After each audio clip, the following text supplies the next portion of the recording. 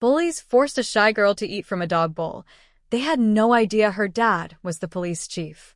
Before we dive into this powerful true story, drop your city or country in the comments. Let's see how far this message spreads. And if you're moved by what you hear, don't forget to subscribe.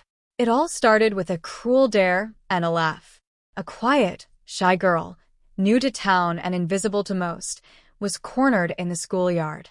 They shoved her to her knees, pushed a filthy dog bowl filled with cafeteria scraps in front of her, and started recording. Phones out. Voices jeering. "Bark like a dog," someone shouted. Her hands trembled. She didn't scream. She didn't fight back. She did what they told her. The humiliation hit her like poison. What the bullies didn't know. Her father had just been promoted to chief of police, and he was watching everything unfold through a hidden camera sewn into her backpack. And what happened next would flip an entire school and a town on its head. Her name was Maya Carter.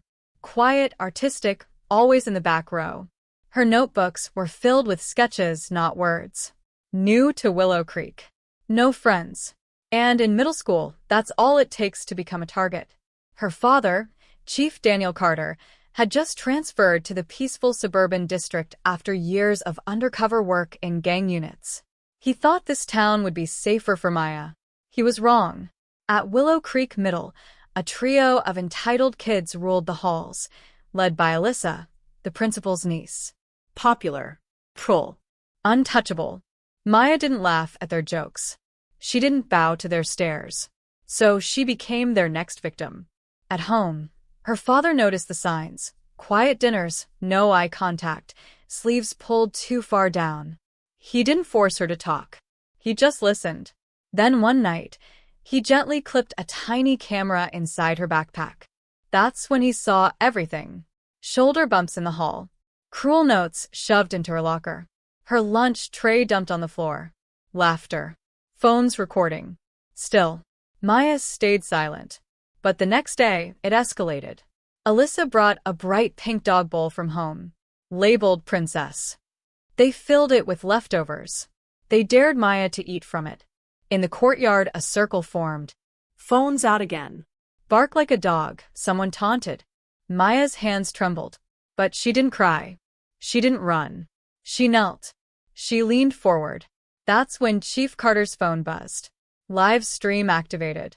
Location: schoolyard. He watched in horror, rage choking his throat. His daughter, dehumanized. Mocked. Broken down for sport. He didn't storm the school. Not yet. Instead, he made a copy of the footage and sent it to the superintendent, the school board, and the mayor. Within 2 hours, the video was blowing up across town forums. Parents were outraged. Residents were furious. And what those bullies didn't realize: Maya's dad wasn't just a cop. He was a father with a badge, and every contact in power. By the end of the school day, news vans were outside the school. The principal's office blinds were shut. Alyssa's smug grin? Gone. The next morning, the school hallways were eerily quiet. The principal had been suspended.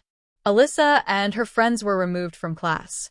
Their parents were called in, now facing criminal charges for harassment and cyberbullying.